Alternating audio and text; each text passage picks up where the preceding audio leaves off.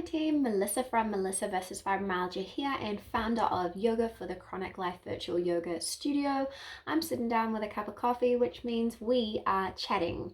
Today we're going to talk how can you make an income online with a chronic illness in 2022. So making an income online is not easy. When you add in the chronic illness part, it becomes even more difficult because let's face it, most things are more difficult when you have a chronic illness. So I seek to break things down and make them easier, and this is the way that this video is structured as well. So we've talked a little bit about working with chronic illness. We've talked about my story. I shared that and I can link that story below. I've also talked about how you make traditional employment work, ways to make it easier, and a few years ago I did a post called Ways to Make Money with Fibromyalgia, and people really enjoyed that. So this is the 2022 update. All the links you need will be below in the show notes, and you can always go to melissaversusfibromyalgia.com to find loads more resources. So let's first talk about the fact that I am talking about making a modest part-time income to support my family. So I'm not talking about get rich quick schemes or anything skeezy. I'm talking things that will take time. These are pretty much genuine micro business ideas, and some of these things you may not see returns on, especially if you don't commit and be consistent, but we'll talk a little bit more about that later on. But making an income online usually means that you have a main content creation platform, such as a blog or a YouTube channel or a podcast, and then you send traffic to that platform. And what you're doing there is offering valuable, useful content. And this is a massive topic, and every single section could have a whole series for itself. And so if you're interested in that, let me know. But for today, we're going to summarize these things, and I'm going to give you some resources as well. Now, this is all in the context of a chronic illness, okay? So we are not getting up at 5 a.m. to hustle before our full-time workday or any of that stuff. But we need to talk about what passive income is, because it's been kind of hijacked recently. But the value of an online income for people with chronic illness is the passive nature of the income. And what we mean by passive right now is that it's not direct dollars for hours. Unless you're offering a service where you're, say, coaching one-to-one at the time, then of course that's direct time, energy, dollars. But generally we're saying indirect. And so you'll spend hours and hours and hours on content creation, but you can mostly choose when to spend those hours. And so that's the biggest benefit for us with chronic illness, especially if we have chronic illness in small children. So the tricky part is, as I said, it takes a lot of time and energy. And I've got a training on microtasking coming up, which will help you, I think, because that's the key way that I have managed to do everything I do with the fibromyalgia, the 4 small children, the business, and the part-time job. So here we go. The ways to make an income online with a chronic illness is a blog. This might not surprise you that it's the first, because it's the thing that I started with several years ago now. But if you love writing and researching, then a blog may be for you. It can be a vehicle to an online income, but it is a lot of work. Okay, a lot of work. Essentially, a blog is a content sharing platform where you share your information about a specific topic for a specific audience, and it's a long-term piece of work. So it's unlikely to make an income in a period of days or weeks, and probably not even in months. There are many pieces of the puzzle to put together, but in learning the various parts, I've added some really valuable skills to my toolkit, both online and offline. So some of the skills I've learned are helping me in my kind of real life world job as well. But in brief, how you make money with a blog is you can put affiliate links. So if you share about a product that you genuinely like and use, and someone purchases through that link, you make a small commission. Another way is advertising, whether you directly advertise, you sell advertising to a business, or whether you use an ad network. sponsorships, so where someone pays you to be able to either write content for your blog or for you to write content for them, and your own products and services. That's kind of the summary of how it goes. Again, this is a massive topic. Now, there are a lot of people out there, particularly people selling products about how to start a blog and make money, that make it sound really easy. And it's not, and it's time consuming. So when you're watching or looking at someone and thinking about getting help with these things, make sure they're telling you it's going to take time. That's how a really good way of distinguishing the good from the bad there. Now, what about Medium?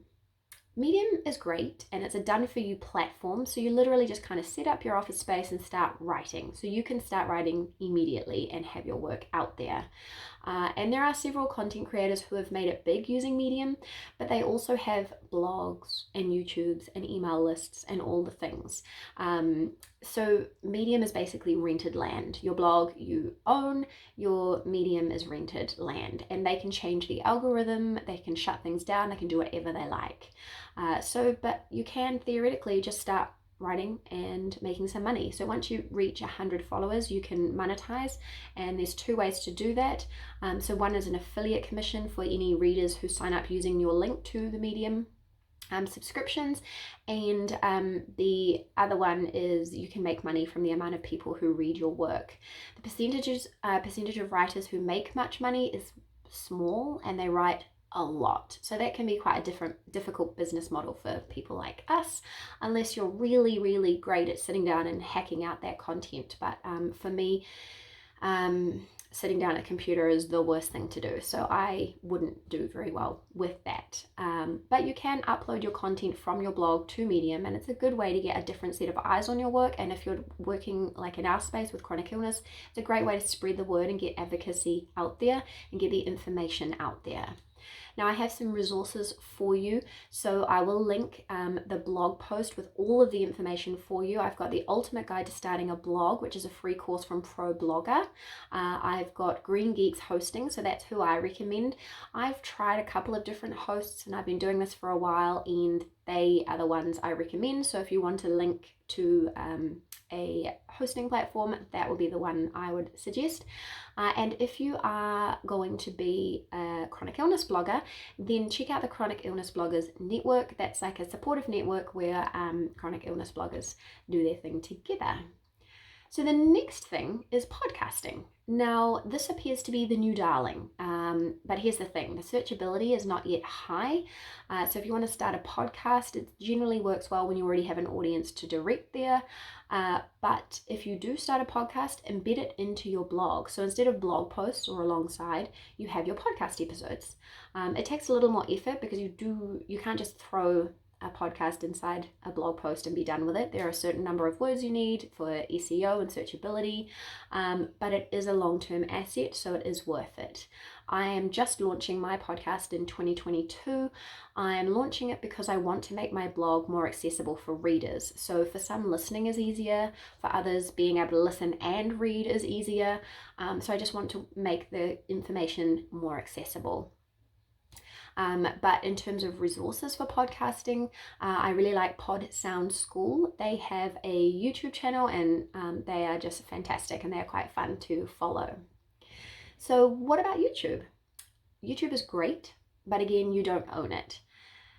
At any moment, they can change the rules and the algorithm, and your channel could be shut down, and then your income could drop.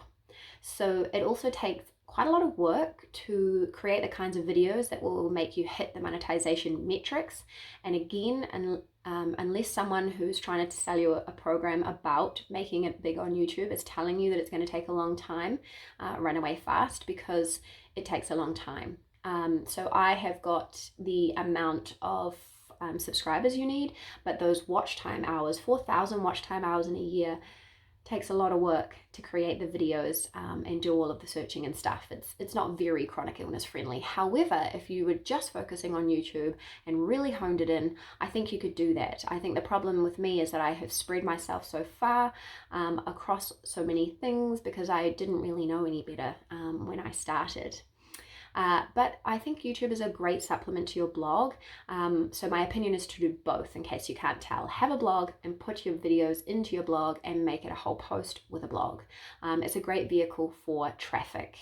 And like I said, an efficient way to use your time, which is really important to be efficient, is to use your blog and YouTube together and record them at the same time. So I have places where I set up my camera and I basically use my blog posts as a script for my videos. So my videos aren't super exciting, but come on, man, I've got a chronic illness and 4 kids. I can't be doing all the fancy things. And you can embed the video into your site, which means you give more options for your visitor for consuming the information, and you make use of the YouTube traffic at the same time, because YouTube has its own audience, so it's easier for people to find you. So I've got a long video for you from Jessica Stansberry. She is my favorite YouTuber. It's called Everything You Need to Know to Start a YouTube Channel. It's embedded on her website, so you can see how the blog and the video work together. She's really fun. I think you should follow her. But again, those links are in that blog post and in all of the show notes.